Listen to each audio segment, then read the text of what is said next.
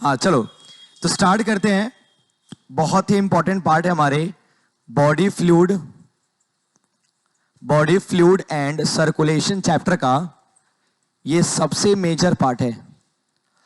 Body fluid and circulation का ये सबसे मेजर पार्ट है, सबसे इंपॉर्टेंट पार्ट है। इस टॉपिक का नाम है ब्लड क्लॉटिंग। क्या नाम है? Blood clotting. ये है इस टॉपिक का नाम। ठीक है, चलिए आइए इसको समझते हैं। बहुत ही आसान तरीके से समझाऊंगा मैं इसको, आपको फील हो जाएगा। ये इसलिए भी बहुत ज़्यादा इंपॉर्टेंट है समझना है इसको, क्योंकि थोड़ा कॉम्प्लेक्स लगता है। एनसीईआरटी ने इसको बहुत अच्छे सिक्वेंशियल तरीके से नहीं समझाया है।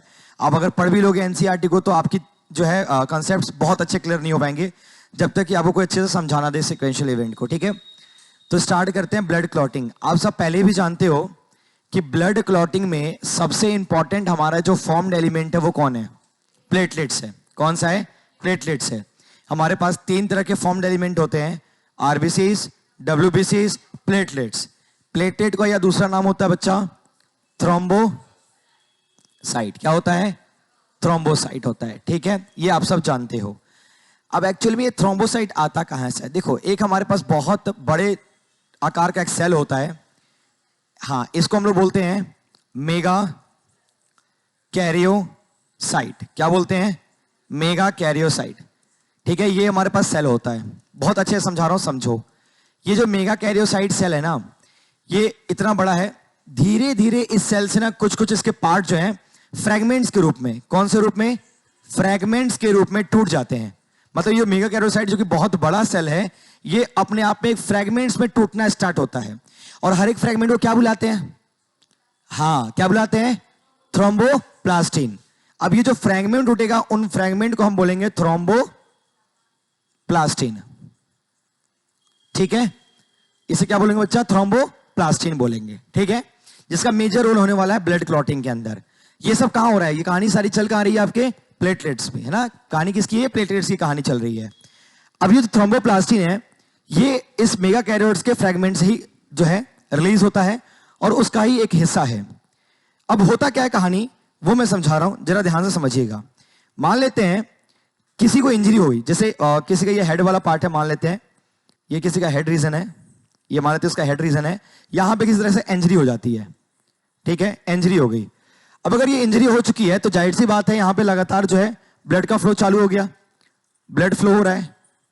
अब अगर ये ब्लड फ्लो हो रहा है तो बॉडी नेचुरली इस चीज को कैसे कंट्रोल करे?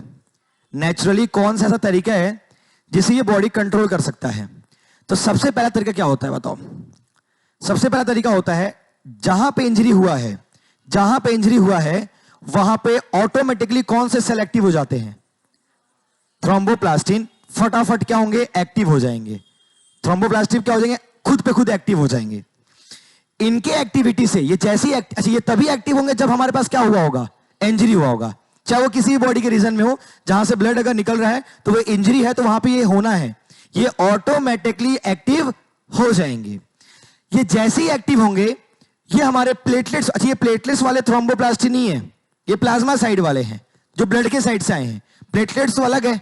तो ये क्या करेंगे? प्लेटलेट्स वाले थ्रोम्बोप्लास्टिन को अट्रैक्ट कर लेंगे, क्योंकि ये कहेगा चलो मेरा भी वही काम है, प्लेटलेट्स वाला थ्रोम्बोप्लास्टिन का भी वही काम है। एक काम करो, यहां ब्लड बहुत निकल रहा है, मैं तो हुई, उसको भी क्या करता हूं? बुला लेता हूं। तो मेरा थ्रोम्बोप्लास्टिन तो हुई मैं, और अगर थ्रोम्बोप्लास्टिन आ जाएंगे तो थ्रोम्बोप्लास्टिन बहुत ज्यादा हो जाएगा, और अगर बहुत ज्यादा हो जाएगा तो काम भी बहुत अच्छे तरीके से हो पाएगा। तो ये क्या करेगा बच्चा? ये बाजू से ना और भी थ्रोम्बोप्लास्टिन को बुला लेगा, ये बगल से और भी थ्रोम्बोप्लास्टिन क्या करेगा? बुला लेगा। ये वाले कौन से थ्रोम्बोप्लास्टिन है? ये प्लेटलेट्स वाले हैं। कौन से हैं? प्लेटलेट्स वाले। तो इनको फटाफट करके बुलाएगा। अब बहुत सारे थ्रोम्बोप्लास्टिन आपके यहां पे आके बैठ गए हैं। ठीक है, आई बात समझ में? अब ये थ्रोम्बोप्लास्टिन करता क्या है? अगला स्टेप कोई बताए? पता है, बता रखा था आपको पहले भी। बिल्कुल, वेरी गुड, वेरी गुड। ये लड़की ऐसी टॉप नहीं करती।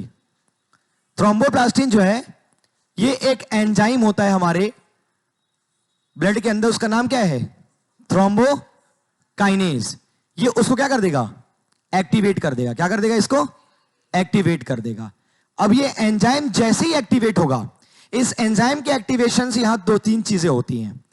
पहली चीज क्या होती है कि हमारे पास जो हिपेरिन है, कौन? हिपेरिन, जिसका मेन काम क्या होता है? Anti clotting. ठीक है, ये हमारे ब्लड को, जो ब्लड क्लॉट हो रखे होते हैं उनको खोलने का काम करता है। ये क्लॉटिंग नहीं कराता, ये क्लॉटिंग को खोलने का काम करता है, हिपेरिन बोलते हैं इसको। ठीक है, तो थ्रोम्बोकाइनेज क्या करेगा? ये जो हिपेरिन है इसको रोक देगा, क्योंकि हमें क्लॉट कराना है। इसका क्या काम होता है? क्लॉट को खोल देना। अगर ये उस टाइम पे ये भी एक्टिव है, ये लोग भी काम कर रहे हैं, तो दो एंटागोनिस्ट एक्टिविटी कैसे पॉसिबल है? मतलब दो अपोजिट काम आपके बॉडी में कैसे हो सकता है? एक व्यक्ति ब्लड को क्लॉट करा रहा है, एक व्यक्ति ब्लड को खोल रहा है, तो काम कहां हो रहा है आपके बॉडी में? खोलना ही बंद होना तो चल रहा है। आपको यहां अर्जेंट रिक्वायरमेंट है आपका ब्लड क्या हो जाए? बंद हो जाए। तो बंद होने के लिए पहले इसको रोकना पड़ेगा, इसके काम को कंट्रोल करना पड़ेगा। तो ये जो एंटी क्लॉटिंग को क्या करेगा? थ्रोम्बोकाइनेज होगा, इनहिबिट कर देगा। क्या कर देगा? इनहिबिट कर देगा, रोक देगा कि भाई तू अभी रुक जा, मुझे काम करने दे, मैं अभी क्लॉटिंग करा रहा हूं ना, मुझे करने दे फिलहाल, तू अपने आप को क्या कर? रोक दे। फिर उसी टाइम पर कैल्शियम के हेल्प से, with the help of calcium ion, calcium ion के हेल्प से अब क्या होगा यहां समझना। कैल्शियम आयन के हेल्प से लीवर से निकला हुआ, कहां से निकला हुआ? लीवर से निकला हुआ प्रोथ्रोम्बिन, क्या नाम है इसका? प्रोथ्रोम्बिन, जो क्या है अपने आप में अभी इनएक्टिव है। क्या है? इनएक्टिव है। लीवर से निकलता है प्रोथ्रोम्बिन, वो अभी इनएक्टिव है। तो ये कैल्शियम के हेल्प से थ्रोम्बोकाइनेज होगा, ये प्रोथ्रोम्बिन को किसमें कन्वर्ट कर देगा? थ्रोम्बिन के अंदर। ये लोग कन्वर्ट हो गया थ्रोम्बिन के अंदर। अब ये जो थ्रोम्बिन है अभी काम खत्म नहीं हुआ है, ये थ्रोम्बिन क्या करेगा? हमारे पास कौन से हैं बताओ? फिब रिनोजेन। मैंने कहा था ना, किसी भी नाम के अंत में जेन लगे या शुरुआत में प्रो लगे तो वो हमेशा क्या होता है? इनएक्टिव। उसे हमें एक्टिव करने की जरूरत होती है। जैसे ये सोया हुआ है, जब भी प्रो लग गया हो, जेन लग गया हो, तो मतलब ये लोग क्या है? सोए हुए हैं। ये कुंभकर्ण लोग हैं। इनको फिर लड़ाई लगी है रामायण की, तो इनको जाके उठाना पड़ेगा कि भाई साहब उठिए, अब आपकी आवश्यकता यहां पे आ चुकी है। तो ये भी क्या है? ये भी भाई साहब क्या है? इनएक्टिव है। क्या है बच्चे? ये इनएक्टिव है। फिर थ्रोम्बिन जो बना ना, वो क्या कर देगा? इसको एक्टिव कर देगा, और ये फिब्रिनोजेन एक्टिव क्या बन जाएगा बताओ? और यही वो फिब्रिन है जो नेटवर्क बनाएगा। क्या बनाएगा? नेटवर्क। कहां पे? At the point of injury. जहां इंजरी हुई है वहां क्या बन जाएंगे? नेटवर्क। ऐसे जालीनुमा स्ट्रक्चर, ऐसे ऐसे ऐसे ये पूरा नेटवर्क बना देगा। उस नेटवर्क से जहां आपको चोट आई थी, इस व्यक्ति को जो चोट आई थी जहां पे, यहां पे ये क्या बन जाएगा? ऑटोमेटिकली नेटवर्क बन जाएगा, और इसका ब्लीडिंग फ्लो जो है, ब्लीडिंग, वो क्या हो जाएगा? रुक जाएगा, थोड़े वक्त लिए कंट्रोल में हो जाएगा। और वो फिर धीरे धीरे जैसे जैसे एज का वो कहते हैं ना हीलिंग होगा, वो अपने आप क्या हो जाएगा? फाइनली ठीक हो जाएगा। इस पूरे स्टेप को हम कहते हैं कास्केड। Cascade reaction. क्या बोलते हैं? कास्केड रिएक्शन, जो कि कितने स्टेप में होता है? 13 स्टेप में। कितने? 13 क्लॉटिंग फैक्टर्स। ठीक है, समझ आई बात आपको? समझ आया ना? फिर से समझाता हूं। पहले मैंने कहा मेगा कैरियोसाइट्स है, ये फ्रैगमेंट में टूटता है, इस फ्रैगमेंट को हम थ्रोम्बोप्लास्टिन बोलते हैं। जहां इंजरी होगा वहां भी क्या निकलेगा? थ्रोम्बोप्लास्टिन। ये वाला थ्रोम्बोप्लास्टिन जो है प्लेटलेट्स वाले थ्रोम्बोप्लास्टिन को इकट्ठा करेगा, अट्रैक्ट करेगा, सारे थ्रोम्बोप्लास्टिन यहां पे इकट्ठे हो जाएंगे। जो सारे थ्रोम्बोप्लास्टिन इकट्ठे हुए हैं वो फिर किसको एक्टिवेट करा देंगे? थ्रोम्बोकाइनेज को। थ्रोम्बोकाइनेज पहला काम क्या करने वाला है कि जो हिपेरिन है उसकी एक्टिविटी को क्या कर देगा? इनहिबिट करा देगा, रोक देगा कि भाई तू शांत हो जा, मैं को यहां पे ब्लड को क्लॉट कराना है और तू क्या करता है? यहां पे ब्लड क्लॉटिंग को नॉर्मल करता है, तो तू शांत हो जा। तो इसको शांत कर दिया। उसके साथ ही किसको एक्टिवेट किया? कैल्शियम आयन को। कैल्शियम आयन आया और आते ही क्या कर दिया? ये सब मिलकर क्या कर दिया? इसको प्रोथ्रोम्बिन, जो कि लीवर से निकला हुआ था, जो कि पहले से क्या था? इनएक्टिव था, उसको क्या कर दिया? एक्टिवेट कर दिया थ्रोम्बिन में। फिर वो थ्रोम्बिन किसको एक्टिवेट कर दिया? फिब्रिनोजेन को। किस में? फिब्रिन में। और वो फिब्रिन क्या बन गया? नेटवर्क बन गया, और वो जहां चोट लगी थी आपको वहां पे वो नेटवर्क बन गया और इस घाव को ठीक कर दिया गया और ये काम नॉर्मल हो गया। इसी हम कहते हैं ब्लड क्लॉटिंग कंसेप्ट। उम्मीद करता हूं आपको समझ आ गया होगा। आ गया समझ?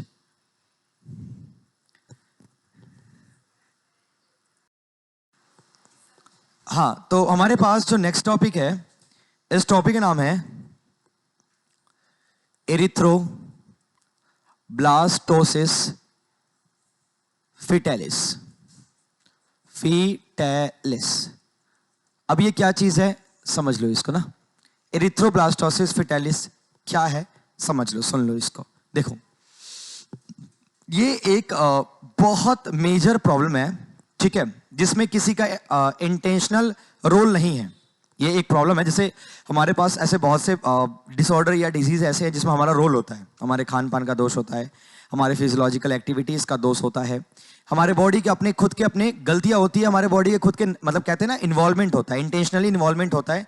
तो ऐसे इंटेंशनली इन द सेंस कि हमारा खुद का रोल है, हम इन्वॉल्व हैं उसमें, चाहे इनडायरेक्ट वे में इन्वॉल्व हो और चाहे डायरेक्ट वे में इन्वॉल्व हो। तो हमारा अगर कोई भी इन्वॉल्वमेंट है तो एक अलग चीज है। ये एक ऐसा प्रॉब्लम हमारे शरीर में, ठीक है, हमारे शरीर में नहीं है, इन्फेंट बच्चे में है, फीटस जो होता है ना उनके अंदर है, मतलब बच्चे इन्फेंट नहीं बोलना चाहिए मुझे, फीटस के अंदर है।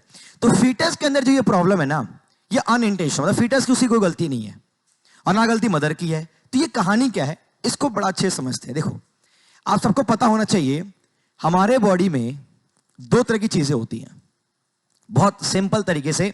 ये कोई अगर मैथ्स का ही बच्चा हो तो वो भी समझ जाए, इस तरीके से मैं समझा रहा हूं, एकदम बड़ी अच्छे समझना। हमारे बॉडी में एक एंटीजन होता है और हमारे बॉडी में एक एंटीबॉडी होता है, ठीक है। अब इन दोनों में ना बनती नहीं है आपस में, इन दोनों के आपस में नहीं बनती है। कहीं भी एंटीजन अगर होगा तो एंटीबॉडी अगर उसके जैसा सेम है या उसके लिए बना है तो उसको क्या कर देगा, मार देगा, खत्म कर देगा। तो एंटीजन इससे क्या हो जाएगा, खत्म।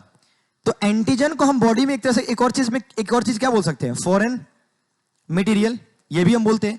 जैसे आपके बॉडी में किसी बैक्टीरिया ने अटैक कर दिया, किसी वायरस ने अटैक कर दिया, कोई भी पैथोजेनेटिक अटैक हुआ आपके बॉडी में, कोई भी फंगल अटैक हुआ, किसी भी तरह का कोई अटैक अगर आपके बॉडी में हो रहा है तो वो क्या है, फॉरेन पार्टिकल, फॉरेन मटेरियल है। अगर वो फॉरेन है तो वो आपके बॉडी के लिए क्या हो जाएगा, एंटीजन। तो आपका बॉडी उस एंटीजन के अगेंस्ट में रिस्पॉन्ड कैसे करता है, उस बैक्टीरिया से लड़ाई कैसे कर रहा है, उस बैक्टीरिया से कैसे उलझ रहा है, कैसे ऐसे पैथोजन से उलझ रहा है, वो कौन डिसाइड करता है, एंटीबॉडी। क्या है, एंटीबॉडी। ये बात समझ में आई। अगर एंटीजन के नाम को देखो ना तो एंटीजन मतलब ये होता है, एंटी वर्ड का मतलब है एंटीबॉडी को क्या करने वाला, जनरेट करने वाला, एंटीबॉडी को जनरेट। मतलब ये बताओ अगर जीवन में एंटीजन होता ही नहीं, अगर किसी भी तरह का एंटीजन आता ही नहीं तो क्या उसके लिए कभी एंटीबॉडी बनाने की आवश्यकता होती बॉडी में, नहीं होती। अगर रावण होता ही नहीं तो भगवान राम की क्यों आवश्यकता होती फिर, बोलो। तो क्या हमारा रामायण बन पाता, एक नॉर्मल एग्जांपल बता रहा हूं मैं आपको, है कि नहीं है। तो कहीं ना कहीं ये एक बहुत बड़ा रोल है, ठीक है। अगर पाकिस्तान होता ही नहीं, अगर पाकिस्तान होता ही नहीं तो देश में आतंकवाद हो पाता पूरी दुनिया में, नहीं। तो पाकिस्तान है इसलिए आतंकवाद है, और आतंकवाद है इसलिए पाकिस्तान है ना। तो ये दोनों एक दूसरे के लिए क्या है, एंटीजन और एंटीबॉडी। पाकिस्तान आएगा तो आतंकवाद होगा, आतंकवाद होगा इसलिए तो पाकिस्तान आया है। तो ये पाकिस्तान का होना और आतंकवाद का होना एक तरह से क्या है, पैरेलल कॉम्बिनेशन है, ये साथ साथ काम करेंगे। तो अगर दुनिया से आतंकवाद को खत्म करना चाहते हो तो क्या खत्म कर दो, पाकिस्तान खत्म कर दो, ठीक है। देखो कहने वाली बात है, पाकिस्तान की ऐसी बहुत आवाम है जो इसमें इन्वॉल्व नहीं रहती है, हाँ, लेकिन चूंकि मेजॉरिटी एक मेंटालिटी पूरे वर्ल्ड के अंदर जो बना रखी है इस पाकिस्तान भाइयों ने कि आतंकवाद तो हमारी से है, हम ही इसके जड़ हैं, तो इस वजह से पूरा कौम बदनाम है। यह कहना गलत होगा कि पाकिस्तान का हर एक व्यक्ति आतंकवाद से संबंध रखते हैं, लेकिन यह कहना भी गलत होगा कि पाकिस्तान का आतंकवाद से कोई संबंध नहीं है। संबंध बहुत अच्छा, गहरा और बहुत तगड़े वाला है, जेनेटिकली कहते ना वो संबंध है। जब तक पाकिस्तान अमर रहेगा आतंकवाद विश्व में अमर रहेगा, ये पाकिस्तान है, ठीक है। तो बहुत पाकिस्तान पाकिस्तान हो गया। अगर किसी ने सुन लिया इस चीज को, देख अलग ही देशभक्ति आ गया इस बच्ची में ना। तो एंटीबॉडी को जनरेट करने वाले को हम क्या बोलते हैं, एंटीजन बोलते हैं। ये बात समझ आई आपको। अब जरा दूसरी बात सुनोगे, देखना यहां पे, ये बात तो तुम्हें समझ आ गई। अब ब्लड के ग्रुपिंग केस में इधर ध्यान दो बच्चा, हमारे पास होता है ब्लड ग्रुपिंग कंसेप्ट। अब ब्लड ग्रुपिंग में क्या होता है ना बच्चा, देखो हमारे पास तीन तरह के एंटीजन होते हैं ब्लड ग्रुपिंग में, ए, बी और ओ। कौन से होते हैं बच्चे, ए, बी और ओ। ए का मतलब है ए एंटीजन, बी का मतलब है बी एंटीजन और ओ का मतलब है नो एंटीजन। एक्चुअली ओ को आप नो बोल सकते हो, ओ को नो। ओ जो है लिखने के लिए होता है वो जीरो है, जीरो बटा सन्नाटा, कुछ भी नहीं है, नथिंग। तो क्या होता है, हमारे पास आरबीसी होता है बच्चा, क्या होता है आरबीसी। आरबीसी के ऊपर अगर ए एंटीजन लगा हुआ है, ए एंटीजन लगा हुआ है, तो ब्लड ग्रुप क्या हो जाएगा ए, क्या हो जाएगा ए। अभी पॉजिटिव नेगेटिव की बात मत करना। अब ये पॉजिटिव नेगेटिव जो फैक्टर है, इसको डिसाइड करने के लिए हमारे पास एक और एंटीजन होता है, इसको हम बोलते हैं आरएच एंटीजन। क्या बोलते हैं, आरएच। आरएच क्या है, वो भी एक हमारे बॉडी के एंटीजन के जैसा काम करता है, ठीक। तो अगर हमारे आरबीसी में ए ब्लड ग्रुप के साथ आरएच भी लगा हुआ है, तो ये डिसाइड करता है कि ब्लड पॉजिटिव होगा या फिर नेगेटिव होगा। तो आरएच अगर है तो ब्लड ग्रुप क्या हो गया हमारा, पॉजिटिव हो जाएगा। सेम अगर मैं बोलता हूं इस पे बी लगा होता तो ब्लड ग्रुप क्या हो जाता, बी पॉजिटिव। अगर मैं ये बोलूं कि फिर से हमारे पास आरबीसी है, यहां ए भी लगा है, बी भी लगा है और आरएच लगा है, तो बताओ ब्लड ग्रुप क्या हो गया, ए बी पॉजिटिव कहलाएगा। बोलो बच्चा।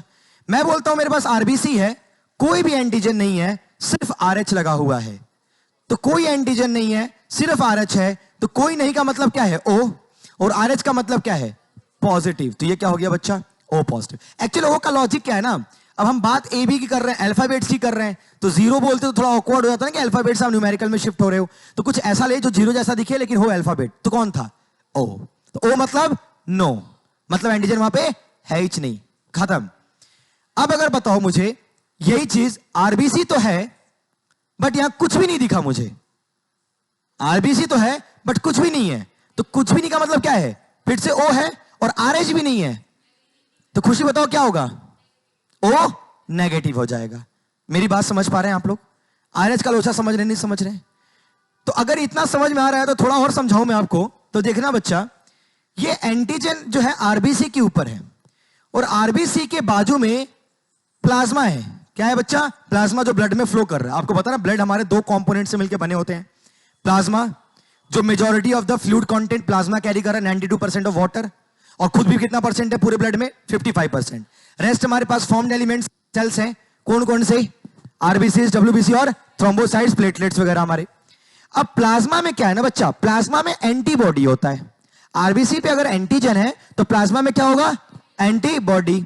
तो प्लाज्मा में कौन सा एंटीबॉडी होता है बच्चा, प्लाज्मा में अगर यहां पे ए एंटीजन है तो एंटीबॉडी उसके जस्ट अपोजिट रखोगे, क्योंकि अगर सेम एंटीबॉडी रख दोगे तो एंटीजन को मार देगा। तो यहां पे ए एंटीबॉडी तो होगा नहीं डेफिनेटली, तो कौन सा एंटीबॉडी होगा, बी हो जाएगा। कौन सा हो जाएगा, बी हो जाएगा। सेम यहां बताओ, अब देखो यहां पे एंटीजन क्या है, ए बी है, तो बताओ एंटीबॉडी क्या होगा, नो एंटीबॉडी, कोई भी एंटीबॉडी नहीं होगा, क्योंकि आप अगर कोई भी रखते तो वो दूसरे वाले को क्या कर देता, मार देता। अगर आप बी रखते तो बी वाले को मार देता, ए रखते तो ए वाला को मार देता, तो हमारी फिर ब्लड की कहानी खराब हो जाती। वैसे ही देखो, अगर ओ पॉजिटिव ब्लड है तो एंटीजन तो कुछ है ही नहीं। अब अगर एंटीजन कुछ है ही नहीं तो एंटीबॉडी आप चाहे जो रख लो, कोई फर्क नहीं पैदा, है ना। तो भाई यहां पे हमारे प्लाज्मा में कौन कौन से हो सकते हैं, ए भी हो सकता है और बी भी, बोथ एंटीबॉडी विल प्रेजेंट। अरे हाँ या ना बोलो, क्लियर है भाई। ओ नेगेटिव है, अच्छा उसकी तो बात बताओ, नॉर्मली ब्लडिंग ग्रुप समझ आया कि नहीं आया, नेगेटिव तो छोड़ो, भी केस अलग ही है। ये समझ आया कि नहीं आपको, आरएच समझ आ गया, एंटीबॉडी एंटीजन कंसेप्ट समझ में आ गया। अच्छा अगर थोड़ा ब्लड डोनेशन की बात करें, वो भी समझा देता हूं मैं आपको। मान लेते हैं ए ब्लड ग्रुप वाला है इंसान है कोई, उसको अगर आप गलती से बी ब्लड दे दोगे तो क्या प्रॉब्लम होगा उसको, बताओ। जाहिर सी बात है, एंटीजन एंटीबॉडी का रिएक्शन होगा जिसमें उसका सेल क्या होगा, मारा जाएगा, ब्लड क्लॉट हो जाएगा और कहानी फिर से खराब हो जाएगी आपकी। तो कभी भी हम ब्लड जब डोनेट करते हैं, जब ब्लड डोनेशन चलता है, तो रिसेप्टिविटी और डोनेशन, डोनर साइड, ये दोनों का हमें बखूबी ख्याल रखना पड़ता है कि कहीं क्रॉस मैच तो नहीं हो रहा है। समझे नहीं समझा मेरी बात को, क्लियर हुई बात, आपको समझ आ रही है ना। अगर आप इस बंदे को बी ब्लड दे देते, तो अगर आप बी दे रहे हो तो उसके आरबीसी में तो बी है, लेकिन उसके प्लाज्मा में उसके पास एंटीबॉडी ए है और इसके पास एंटीजन, तो उसका एंटीबॉडी ए और इसका एंटीजन दोनों एक दूसरे को क्या कर देंगे, कहानी खराब हो जाएगा। अगर आप इसको ए वाले को ए ही देते हो तो इसका एंटीजन ए और उसका एंटीबॉडी बी, अगले को अगर ए दिया हो तो उसका एंटीबॉडी बी है, तो कोई भी डिस्प्यूट नहीं होगा। मेरी बात समझ नहीं समझ रहे आप लोग। अगर इस ए वाले को तुम ओ दे दो तो भी ये मरेगा। क्यों? क्योंकि ओ में तो ए भी है और भैया बी भी है, दोनों एंटीबॉडी है। तो बी वाला चलो कुछ करे ना करे, लेकिन ए वाला तो मार देगा ना सर ए को, तो कहानी फिर खराब हो जाएगा। ये मैंने बहुत डिटेल पढ़ा है, तो अभी टॉपिक में हमारे खाली ये डिस्कशन नहीं है, लेकिन फिर भी आपको मैंने समझा दिया एक आइडिया में कि किस तरीके से एंटीबॉडी और एंटीजन का सेम होना घातक है और नुकसान कर सकता है बॉडी को। चाहे वो क्लॉट करा दे, चाहे वो जो भी कराए, नुकसान बहुत बड़ा हो सकता है। फिलहाल हमारा टॉपिक का डिस्कशन है एरिथ्रोब्लास्टोसिस फिटालिस। अब इस केस को समझते हैं बच्चा, बहुत नॉर्मल तरीके से समझाता हूं, अच्छे से समझो। जैसे एक लेडीज है, वो फिलहाल प्रेग्नेंट है, उनका फर्स्ट चाइल्ड है ये। एक लेडीज है, प्रेग्नेंट है और ये उनका फर्स्ट चाइल्ड है। वो जो लेडीज है उनकी ब्लड ग्रुप जो है वो नेगेटिव है। क्या है? नेगेटिव है। तो अगर वो लेडीज जो है नेगेटिव है तो उनके अंदर आरएच एब्सेंट है या प्रेजेंट है? एब्सेंट है, आरएच उनके अंदर नहीं है। उनका जो फर्स्ट चाइल्ड होगा, first child either can be male और फीमेल, वो मैटर नहीं करता। फर्स्ट चाइल्ड बोला है तो वो कुछ भी हो। तो जो फर्स्ट चाइल्ड होगा ना, तो फर्स्ट चाइल्ड के केस में क्या होता है आपको पता होना चाहिए कि मदर और चाइल्ड, जब चाइल्ड डेवलप होता है ना, वो बच्चा जाइगोट से एम्ब्रियो, एम्ब्रियो से फीटस के फेज में, उस फेज में ब्लड ट्रांसफ्यूजन आपस में नहीं होता। वो बैरियर कौन होता है? प्लेसेंटा। तो प्लेसेंटा बैरियर जो है उसमें आईजीजी का अमाउंट मैंने बताया था बहुत ज्यादा होता है। इकलौता आईजीजी एक हमारे पास इम्यूनोग्लोबिन सेल्स है जो प्लेसेंटा को क्रॉस कर सकता है। ओके, तो होता क्या बच्चा कहानी में कि इस प्लेसेंटा के होने की वजह से मदर और चाइल्ड का ब्लड आपस में मिक्स नहीं हो पाता है। तो अगर मदर जो है नेगेटिव है और चाइल्ड पॉजिटिव है, वैसे तो अगर ब्लड मिक्स हो जाता तो फिर तो बच्चा मर जाता, क्योंकि मदर नेगेटिव बच्चा पॉजिटिव, तो इनका एंटीजन इनका एंटीबॉडी आपस में लड़ जाते, क्योंकि है तो दोनों एक ही शरीर में, एक ही बॉडी में, ब्लड मिक्सिंग हो रही है। तो फिर बच्चे की क्या हो जाती? डेथ, या फिर उसको अनेमिक हो जाता, ब्लड की कमी हो जाती है उसकी बॉडी में, मतलब कुछ भी होता, ब्लड से प्रॉब्लम होता उसको। लेकिन फर्स्ट चाइल्ड के केस में कोई प्रॉब्लम नहीं हुआ, क्योंकि उस बच्चे का ब्लड मदर्स का ब्लड मिक्स नहीं हुआ। लेकिन जैसे ही पहले बच्चे का जन्म हो गया, तो जन्म होने के दौरान ड्यूरिंग डिलीवरी टाइम प्लेसेंटा जैसे डिटैच होता है, उस डिटैचमेंट के टाइम पे क्या होता है? ब्लड बच्चे का और मदर का मिक्स हो चुका है, वो मिक्स हो जाता है।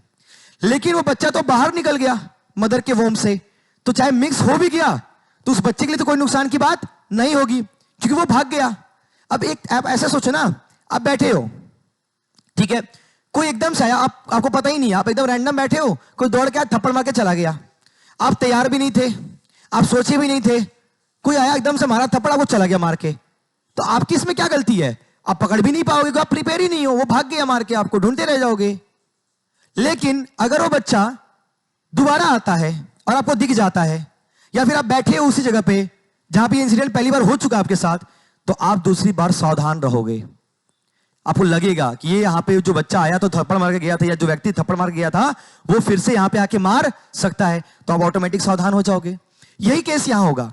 जो जैसे पहले बच्चे केस में क्या हुआ, ब्लड क्या हो गया? मिक्स हो गया था। जैसे सेकेंड डिलीवरी, सेकेंड बार जब सेकेंड टाइम प्रेगनेंसी आएगी फीमेल के अंदर, मदर के अंदर, और इत्तेफाक से अगर बच्चा फिर से पॉजिटिव वाला हो गया, तो बच्चा क्या हो जाएगा? अनेमिक हो जाए। क्यों?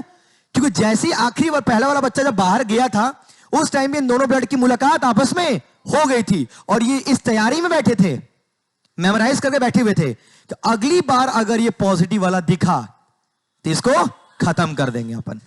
और इत्तेफाक से सेकंड प्रेगनेंसी पॉजिटिव वाली हो गई, तो वो उसको मार देगा, तो बच्चा क्या हो जाएगा? कंप्लीटली अनेमिक हो जाएगा। और उस बीमारी को क्या बोलते हैं? एरिथ्रोब्लास्टोसिस। मतलब इरिथ्रोसाइट्स का मतलब आरबीसी के अंदर, ब्लास्टोसिस आरबीसी का नुकसान होना, किसके अंदर? फीटस के अंदर, बच्चे के अंदर। So that it is called what? Erythroblastosis fetalis. ये बात तुम्हें समझ आई अच्छे से? क्लियर हो गया? मैंने कहा था इसको बचाने के लिए एक दवा आती है, रोगम बुलाते हैं उसको। क्या बोलते हैं? रोगम। वो करते क्या है ना, जैसी ब्लीडिंग होती है फर्स्ट चाइल्ड के केस में, उस टाइम वो दवा को इंजेक्ट कर देते हैं ताकि वो नेगेटिव पॉजिटिव आपस में एक्सपोज ना हो पाए, और अगर एक्सपोज नहीं होंगे तो सेकेंड चाइल्ड भी आसानी से किया जा सकता है बिना किसी प्रॉब्लम के, क्योंकि वो अभी एक्सपोज नहीं हुए। या फिर डॉक्टर सजेस्ट ये करते हैं कि आप सेकेंड चाइल्ड ले जाओ ही मत, क्योंकि चांसेस हैं कि वो वेस्ट या फिर उसको नुकसान या फिर वो बच्चा कहते हैं ना डेवलप नहीं हो पाएगा ढंग से। तो मैंने क्वेश्चन दिया भी था टेस्ट में, आपको याद करो, और मैं आपको आज ये हिंट भी दे रहा हूं, इस टेस्ट में भी क्वेश्चन देने वाला हूं, तो उसको अच्छे से करना। एक यहां से क्वेश्चन दूंगा और एक ब्लड क्लॉटिंग से, तो दोनों टॉपिक अच्छे से पढ़ लेना। जितने बच्चे बैठे, मैंने आज मैसेज दिखा था आपको कि इंपॉर्टेंट है, ठीक है। तो ये टॉपिक सच में बहुत इंपॉर्टेंट है। उम्मीद करता हूं आप सबको अच्छे से समझ में आ गया होगा। आ गया? तो आज की सभा यहीं समाप्त की जाती है। इसको अच्छे से एनसीईआरटी से रिवाइज कर ले जरूर, है ना।